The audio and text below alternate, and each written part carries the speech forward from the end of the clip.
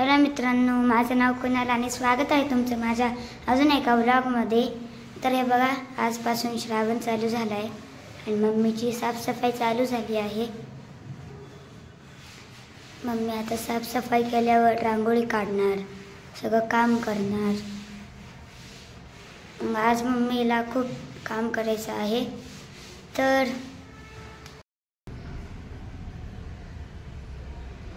छान अशी मी रांगोळी काढले, घाई गडबडीमध्ये छोटीशी सिंपलच काढली मी।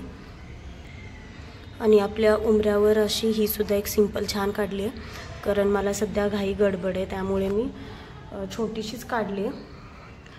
आणि हे बघा, आमच्या हॉलच्या दारावर आम्ही असा विठ्ठल रुक्मिणीचा फोटो लावलाय। कसा आहे सांगा मला नक्कीच, मला तर खूप आवडलेला आहे हा फोटो। आणि माझं सगळं काम सुद्धा आवरून झालेलं आहे, सगळं स्वच्छ क्लीन करून झालं आहे। आणि इकडे देवपूजा सुद्धा झाली आहे माझी छान अशी। तर आमचा जो हॉलमधला विठ्ठल रुक्मिणीचा फोटो आहे तो तुम्हाला कसा वाटला तर नक्कीच मला सांगा।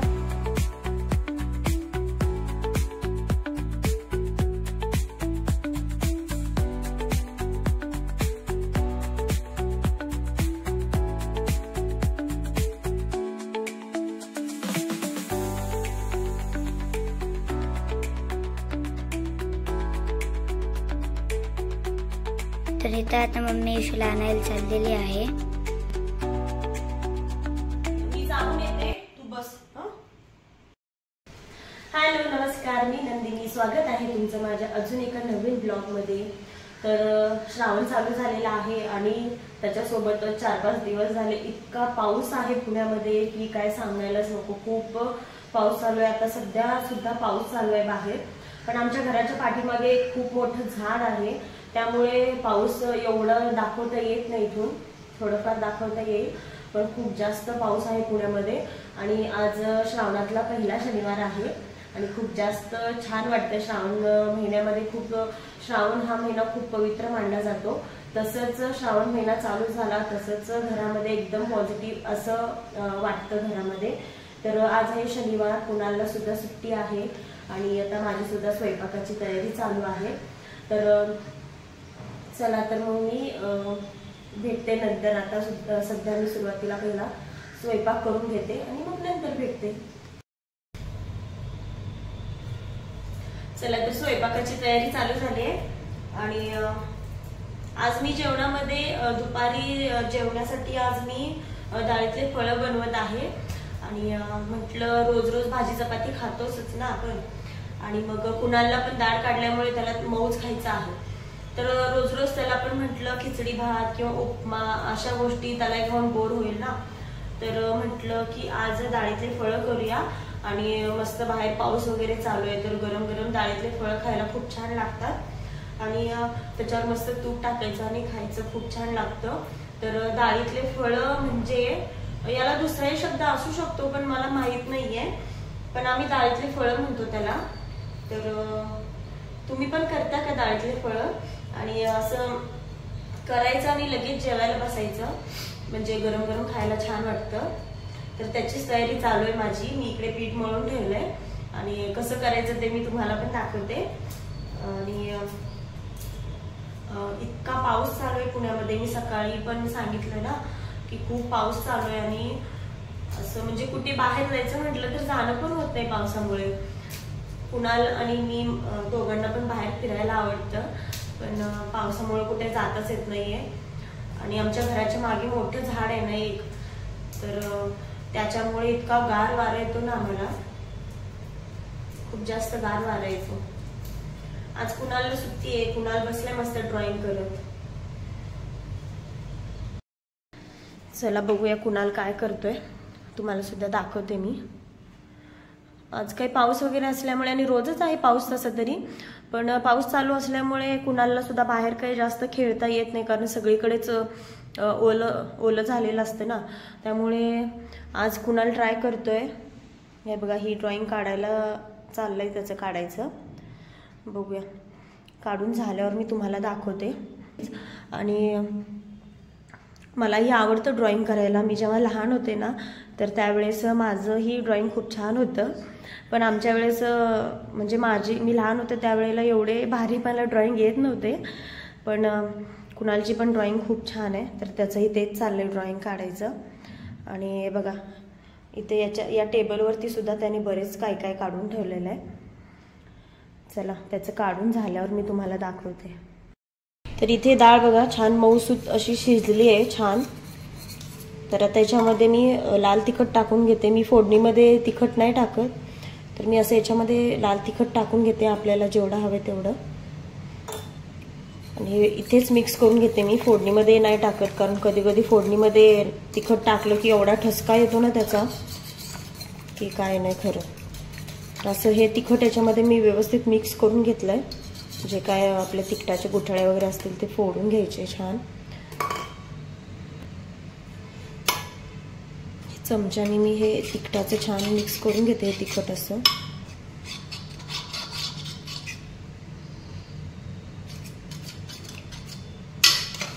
हे झालं व्यवस्थित मिक्स. आता मी हे फोडणी देते. जसं आपण आमटी करतो ना डाळीची आमटी, तशीच फोडणी द्यायची, पण त्याच्यामध्ये अजून काही गोष्टी ऍड करायच्या. चला तर मी दाखवते. चला तर आता फोडणीसाठी पातेलं ठेवलेलं आहे आणि त्याच्यामध्ये आता मी तेल टाकून घेते. 1-2-2.5 चमचे तेल टाकते आणि तेल छान गरम झालं की मग त्याच्यामध्ये मोहरी टाकून घ्यायची. मोहरी टाकल्यानंतर कढीपत्ता टाकून घ्यायचा आणि त्याच्यानंतर जो मोठा मोठा ठेचला होता लसूण तर तो टाकून घ्यायचा आणि जिरे टाकून घ्यायचे.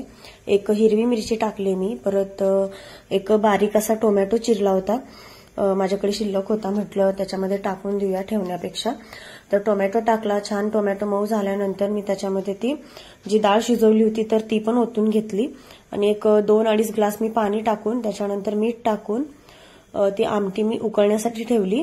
आणि त्याच्यानंतर सगळं झाल्यानंतर मी माझ्याकडे ओलं खोबरं होतं तर ते सुद्धा मी खिसून टाकलं त्याच्यामध्ये. तर ओलं खोबरं सुद्धा त्याच्यामध्ये छान लागतं. तर आता हे उकळायला ठेवूया. चला तर आपली जी फोडणी दिली होती ना आमटी ती इथे मी उकळायला ठेवली आहे. एक 5 मिनिटं तिला उकळू दे. तोपर्यंत आपण जसं चपाती बनवतो ना तशी चपाती बनवून घ्यायची आधी. तर मी ती चपाती अशी बनवून घेते आणि तुम्हाला दाखवते की मी पुढे ते चपातीचे कसे काप करते.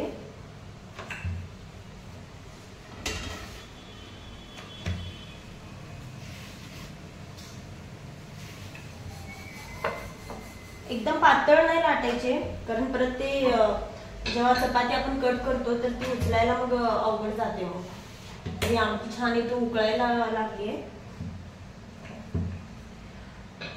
याच्यामध्ये आलं पण टाकायचं, माझ्याकडे आलं नव्हतं म्हणून मी टाकले नाही.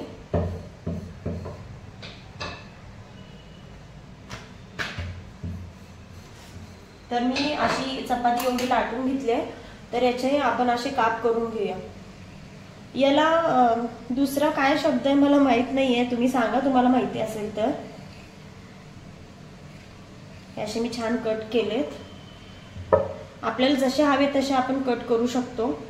तर छान असे कट करून घ्यायचे.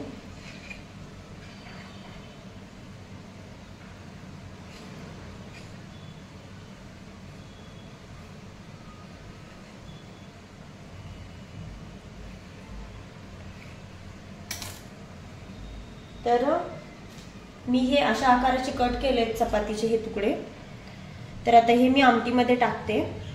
तर चला तर मी बाकीचे पण असेच बनवून घेते आणि हे असेच डायरेक्ट इथे आमटी उकळते ना तर हे इथे दाखव. इथे उकळते ना तर त्याच्यामध्ये मी डायरेक्ट असे टाकून देते आणि ते छान एक मला वाटतं 10-15 मिनिटं छान शिजवून घ्यायचे. चला तर बाकीचे पण मी असेच करून घेते आणि झाल्यावर तुम्हाला दाखवते. तर छान आपले बघा डाळीतले फळं शिजतायत. बघा असे दिसतायत हे मोठे मोठे, जास्त मोठे नाही आणि जास्त छोटेही नाही. छान झालेत आणि खूप दिवसांनी केलंय मी हे. माझ्या सासूबाई होत्या ना तर त्यावेळेस त्या सारखं करायच्या हा पदार्थ आणि माझ्या मिस्टरांना खूप आवडतो. पण मला कसं आहे रोज हे वेगळं करा, भाजी चपाती वेगळं करा, त्यासाठी मला टाइम तेवढं ॲडजस्ट होत नाही. त्यामुळं मी ह्या गोष्टी कधीतरीच करते. तर इकडे माझी तयारी चालू आहे दुसरी भाजी बनवायची, कारण मी दुपारीच स्वयंपाक म्हणजे भाजी चपाती करून ठेवते. मिस्टर रात्री नाईट शिफ्टला जातात, मग संध्याकाळी मी घरी नसते ना डब्बा करून द्यायला, तर त्यामुळे मी दुपारीच भाजी चपाती सुद्धा करून ठेवते त्यांना डब्बा घेऊन जाण्यासाठी. तर इकडे छान फळं शिजत आहेत. चला तर मी पुढची तयारी करते. चला आपले डाळीतले फळं रेडी झालेत आणि याच्यावर मस्त मी असं तूप टाकून घेते.